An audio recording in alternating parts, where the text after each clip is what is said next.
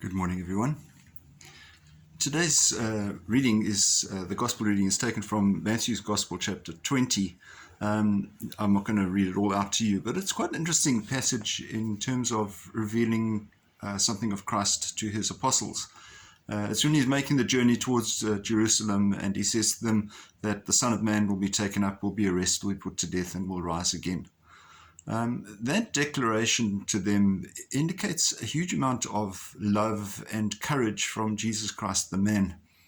We always get this idea, well, he was God, he could cope with it, But we must never take away the humanness of Jesus, that he was having to go through a kind of suffering that none of us would ever want to go through. And I'm sure that Jesus himself didn't want to go through it either.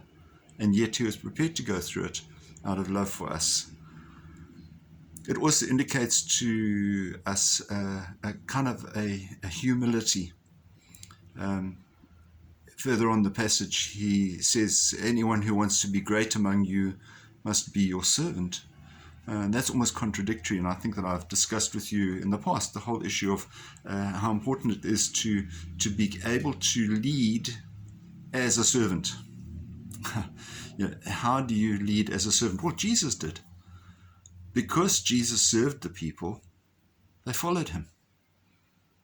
And that's not an indication of any kind of weakness. We need to understand humility is not the same as weakness. Humility is putting other people first. And that's not a weakness, that's a strength. That's being able to say, well, there are characteristics within that person that I recognize, and I wish to bring those out from them. I know that as a teacher, I often used to say to children, if your greatest ambition is to be as good as your teacher, then your sights are not set very high, because you're not here to learn how to copy somebody. You're here to be able to find your truest potential and to grow to that. And so it is in terms of our spirituality. Find our spiritual potential and let that grow. Often I think we're a little complacent about that.